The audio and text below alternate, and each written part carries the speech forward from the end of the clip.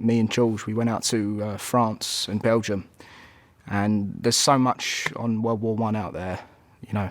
As we looked at memorials, museums, some preserved trenches that we actually walked through, and I look back on that trip now, and it was really, I gained so much from that, and it definitely gave us all this sense, an idea of what it was all about to be.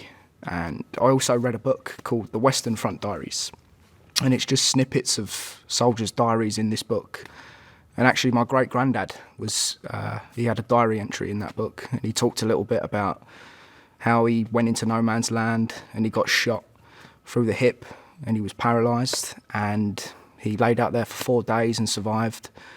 So I read that book pretty much every day before I walked onto set, just to sort of get me in the zone.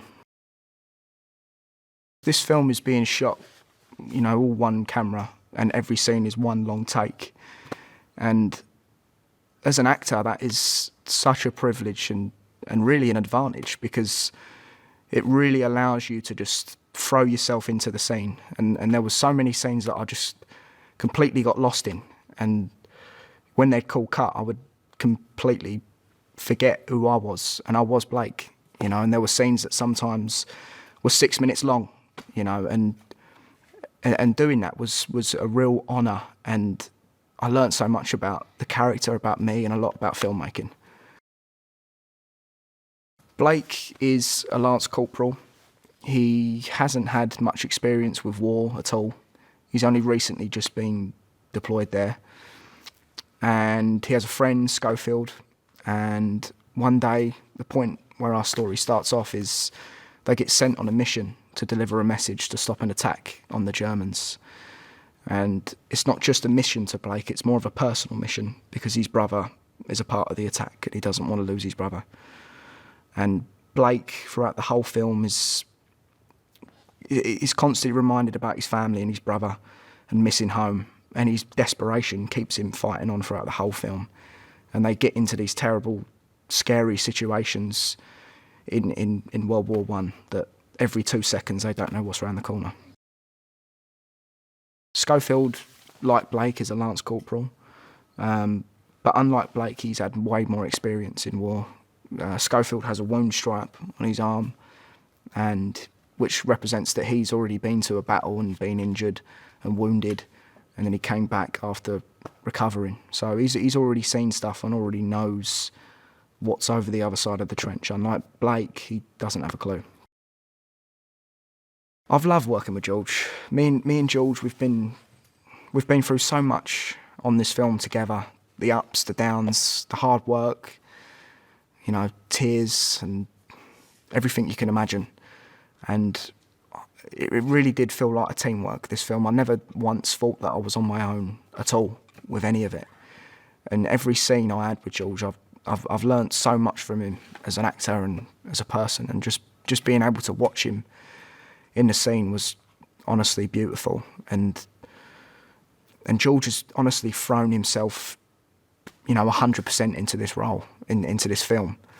And watching him go from the start, to the end of the film is just, I honestly have to take my hat off to him. And I do love him to pieces, and he's helped me through everything. Roger Deakins, to be able to work with him and say that I've even just met the man is a big deal. Again, what he's done with this film is really beautiful. And, some of the camera work has just blew my mind. Things I didn't even realise were possible.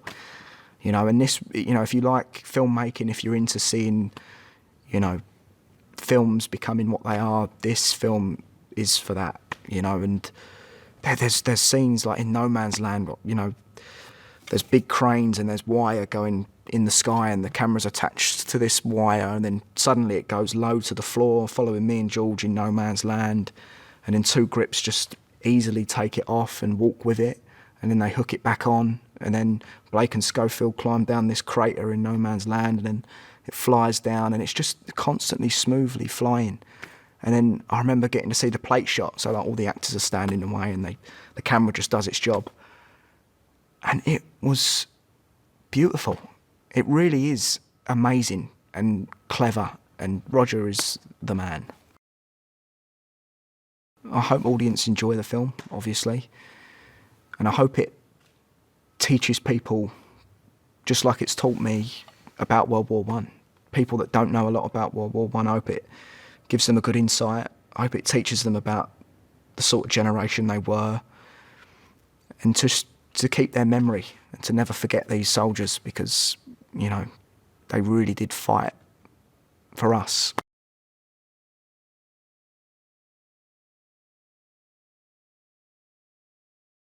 We went to Bovingdon, which is where we built the set of trenches which you kind of arrive in first in the story, and it was an empty airfield where there's a market sometimes, and we literally, Sam himself had walked through with the script and sort of paced out the dialogue to kind of give a rough shape of what he thought it would be like, and then Dean and I basically did that, read the scene with script in hand and kind of go, okay, I think broadly it's this far, and then we should, we'll get to the corner about here, and we'd mark that out. And then there would be, Roger and Sam would be deciding at what point they want the camera to go from front to back, perhaps. And so then you have to kind of work out a legitimate reason to give room for the camera to take in this atrocious mess that is no man's land, and these angry sort of barbed wire spikes, all just this kind of mess of this really violent image when you sort of raise your head over. I remember being really struck by that and kind of getting a sense of what they would be feeling as well, of like, we've got to go through that. And that's also, having done all the research and everything, and you sort of understanding of, and then it wasn't until you physically saw it, there was this kind of hopeless realisation of like, they were sending men over through that. Two guys are given a message, and there is a time element to that message. That's really, it's a really simple conceit. Yeah, two people have got to get to a place before a certain time, but no matter what, and things happen to them on the way, and that's it. And the film in itself, because of that, is a slice of time.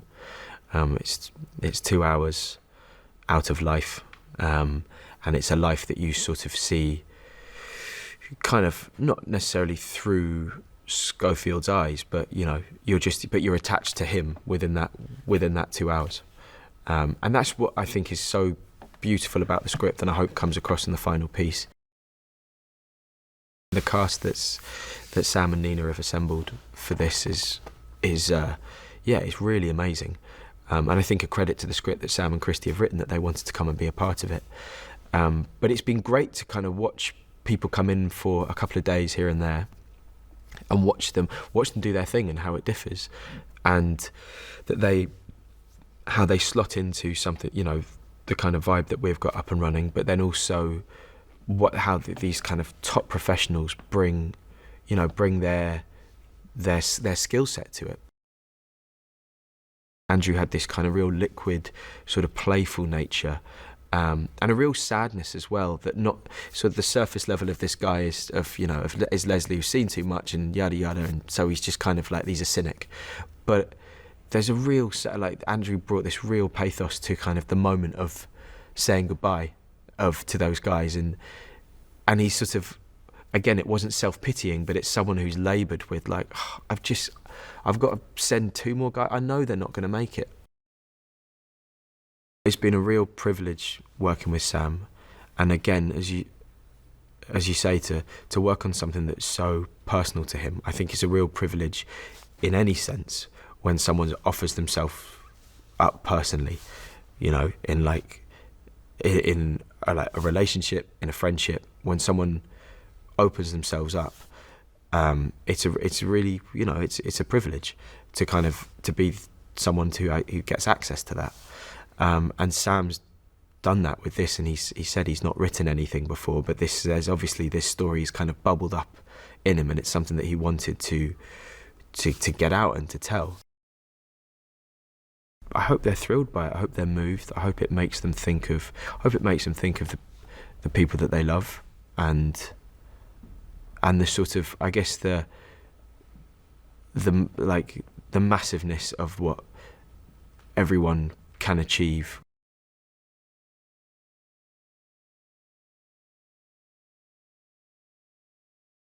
My grandfather told me a story about carrying a message in the West, on the Western Front in 1917. He was a small man and he was very fast, and his job was often to carry messages from post to post.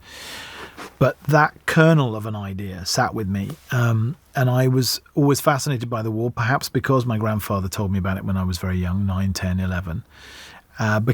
Perhaps because at that stage in my life, I'm not sure I'd ever even heard of a war. You know, one of the things we take for granted is we in the West, at least in England, are born in peacetime. Unless you're now in your mid-60s, 70s, you were not born during a war, and you have not known a war on this scale. So for me, it was an eye-opening. I couldn't believe that the man that I knew, this very loquacious, charming, theatrical, funny, chatty storyteller of a man, had this horrific experience as a young man. Fundamentally, it's a very simple story. Two men have about 8 hours to get from one part of the Western Front in 1917, in the middle of the First World War, to another. If they do it, they will save the lives of 1,600 men, including one of those men's brothers. If they don't, then not only will his brother die, but those other men are likely to be doomed. And in that respect, it's a ticking clock thriller. You gradually find out that George MacKay's character, Schofield, has been there a while. He has seen combat. He has seen some of the horrors of the Somme. He's perhaps a slightly different class to Blake. And there's a kind of quiet nobility to him, a sort of understated heroism, which I thought was beautifully embodied by George. You know, to a degree, he brings that with him for free. He has that about him as a person, and that's what one is looking for. Dean feels younger. I think he is younger than George. Perhaps a different class, a little bit more street, a little less experienced, has been there for a shorter time, has not seen combat. There's a sweetness about him, a naivety. He's a naturally good-spirited joker, really, and someone who chats, a chatter, rather than someone who holds his cards close to his chest. What I wanted an audience to do was, through the micro of these two men's journeys in real time, just 2 hours of real time, observe to some degree the macro, which is the immensity of the destruction, the vastness of the land, the thousands and thousands, millions of men, the appalling conditions, the staggering amount of waste and destruction and lives lost. And yet always to stick within the footprint of this 2 hours of real time. And I felt like if you were to look, it's like looking through a tiny, tiny keyhole into an enormous panorama of horror. I don't want people thinking about the camera particularly. I want people only thinking about the emotional journey these men are taking. But it does have a compound effect, a gradual growing menace. Something is coming, something unstoppable.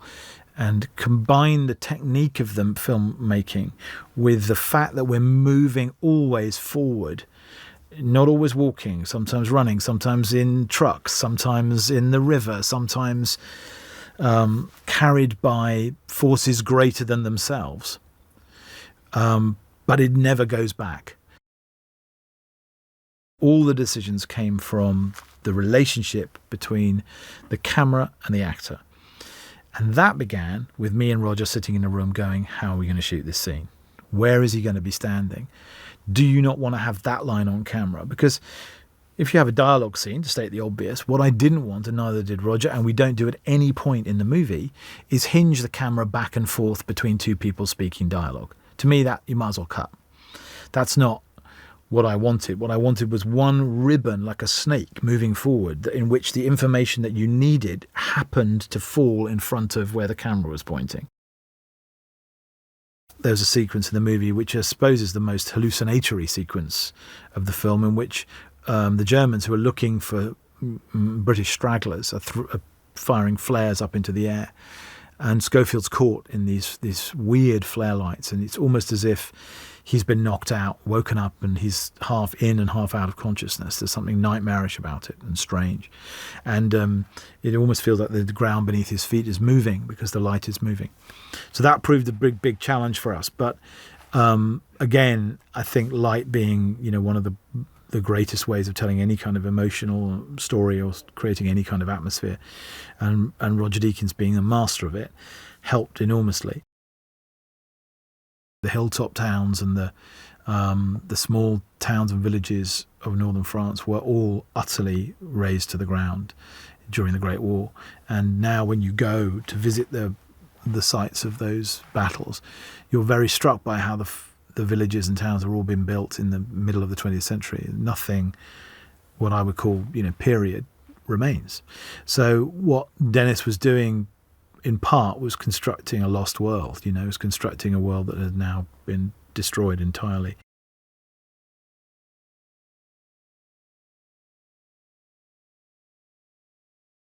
Until you actually see it on a screen, and the shots are joined together as though it's one, you don't really realize how immersive it is, and you know how that technique kind of draws you into it, and how you're not really aware that it's one shot.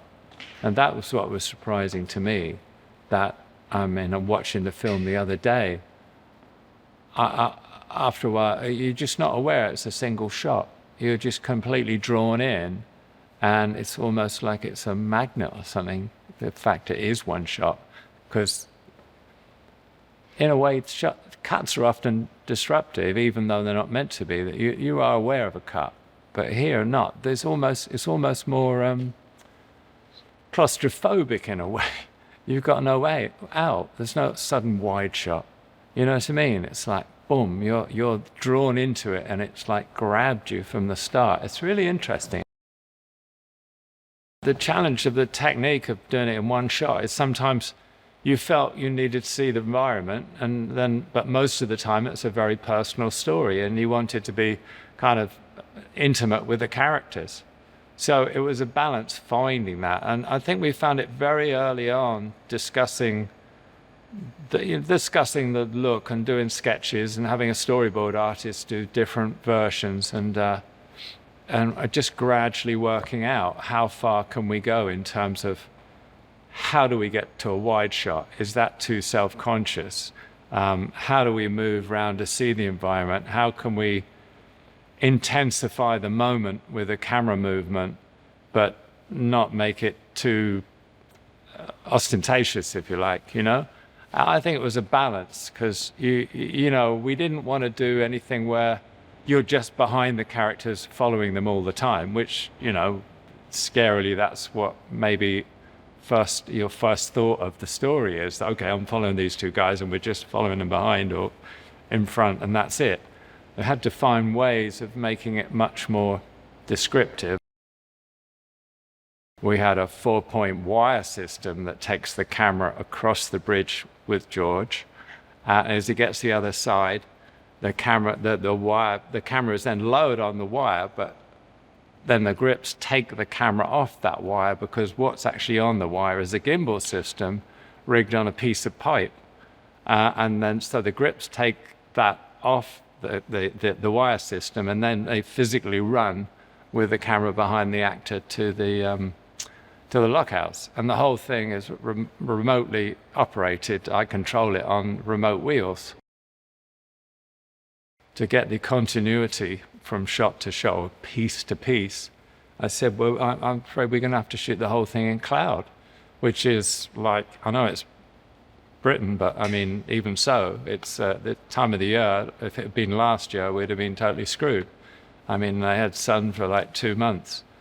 But in terms of just getting that flow of the image, it needed to be cloud, but also because I wasn't lighting, I felt it needed to be cloud. You can't, you know, if you were running down a trench and turning around 360 degrees, there's nowhere to put a reflector even, nothing. So, yeah, none of the exteriors we had light on.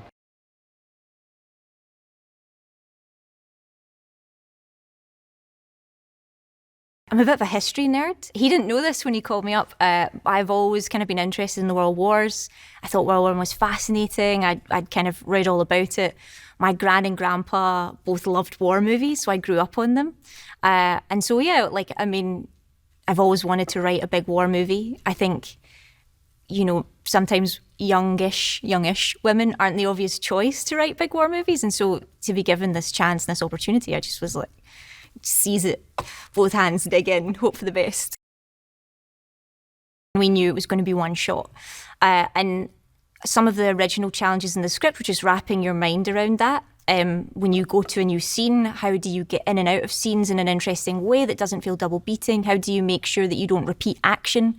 How do you make sure that you tell a cohesive story in a very kind of real-time bubble? So they were all challenges, and they were all like cerebral challenges. You just had to think your way out of a lot of these problems. I think for me, the most important theme was the idea of sacrifice, what you do for other people and what you owe other people. And very much involved in that was the concept of family and of home. I think, you know, you could hear in the sort of South Downs in Devon, you could hear the guns in France. You know, it was so close and so intimate. And I think that just fascinates me and saddens me in a way that these people were trapped, you know, an hour from home in hellish conditions. And when they came back home, they had no way to describe what they'd seen to the people who were there. So I think in a way that was fascinating. The story is these two soldiers are given an impossible task to take a letter across land that has never been stepped on before by their side in the war. So they've got to cross no man's land, cross into enemy territory on a race against time to deliver a message that will save 1,600 lives. One of their brothers is there as well. And that's the heart of it. The heart of the story is just a message needing to be delivered by this time, and if it's not, these people will die needlessly.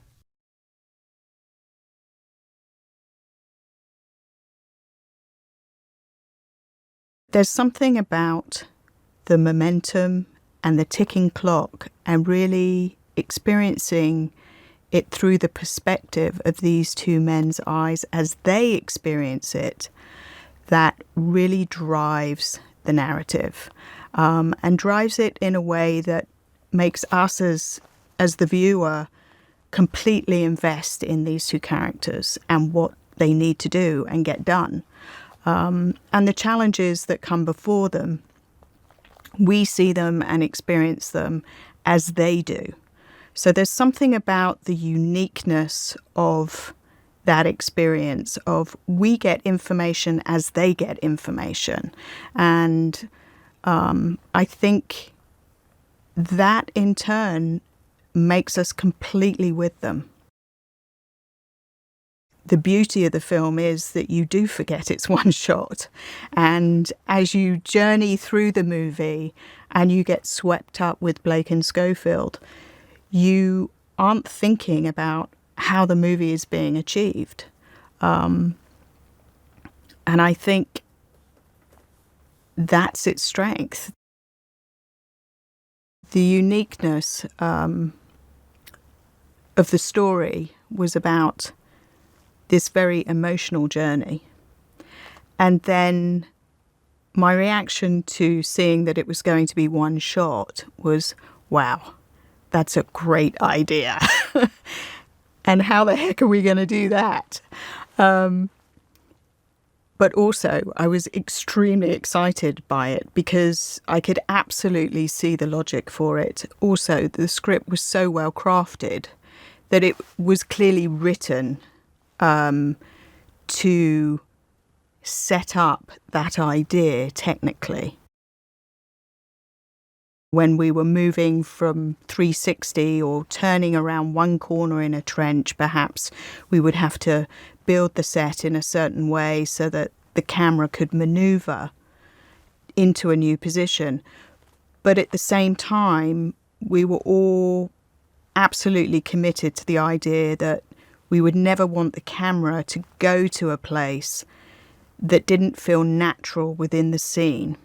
So that was the difficult part to navigate, I think, between cinematography and production design. And the challenge was to find those places to marry all of those things that feel natural and feel organic within the scene.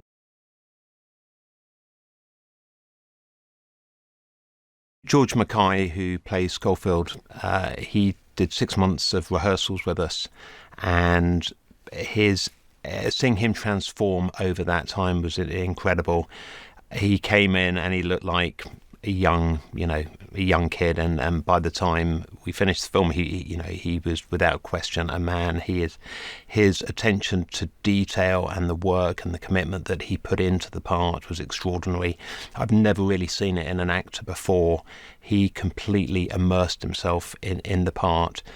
He was doing training for physical training. He was going on boot camps, learning how to fire guns and rifles. And I've never seen anyone put that kind of commitment into a part. The one shot of the whole film really immerses you into the film. You feel you're like on the journey with these two young men, and you feel everything that they're going through. And you never leave them. You never leave them for one moment.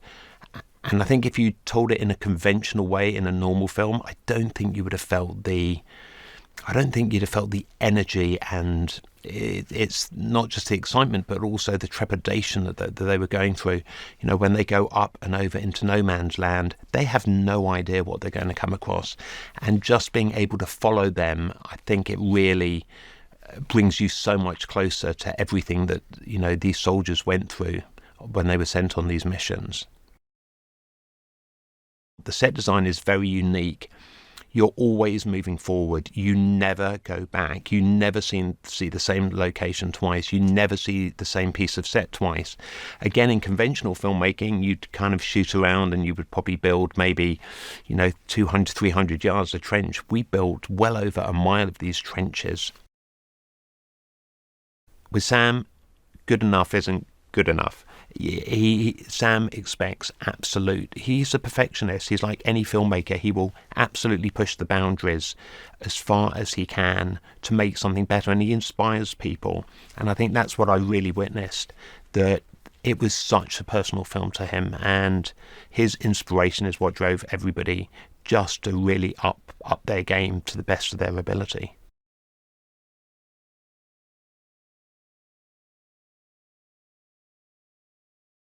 One of the wonderful things about Dean Charles Chapman's performance is that he has such a vulnerability as an actor. He really puts himself on the line in terms of his performance.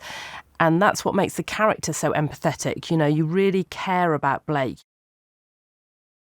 One of the things that was unusual about the film is that a lot of the smaller parts, the parts that frankly the bigger actors carried, so Benedict Cumberbatch or Andrew Scott or Mark Strong, they only had maybe a day on the film or sometimes 2 days, and they had to come into a scenario where everyone else has been working together for weeks, sometimes months, and they had to just hit their mark and capture that character in the time that was available. And all of them were absolutely pitch perfect. They were so well prepped, and they seamlessly were able to join the rest of the cast and to feel part of that cohesive whole. What's been amazing is watching this film come to fruition. It was an idea that Sam had brewing, but he has lots of ideas brewing which don't always come to fruition. But with this one, there was a personal connection because of his grandfather, Alfred. And I think he felt almost duty-bound to bring to life not specifically his grandfather's experiences, but the experiences of many people during that First World War. And the fact that now we're over 100 years later, to some extent people have forgotten about what happened in the First World War. And I think he wanted to bring that to life. The music in the film is extraordinarily important and possibly more important than it is on many films, because it carries such a weight. It not only has to draw the audience in terms of the the melodies that Tom is creating, but it has to propel you through the journey. It has to mark the moments of heightened emotion in a way that if you were editing the film slightly differently and it wasn't all shot as one shot, you might not have that weight upon the score that we have. Hey, it's Lisa here. Did you know that the first picture to sweep all 5 major Academy Awards, winning for Best Picture, Best Actor, Best Actress, Best Director and Best Screenplay, was Frank Capra's It Happened One Night from 1934. The second movie to do the same was One Flew Over the Cuckoo's Nest from 1975. Do you like my t-shirt? You can get one for yourself in the description below.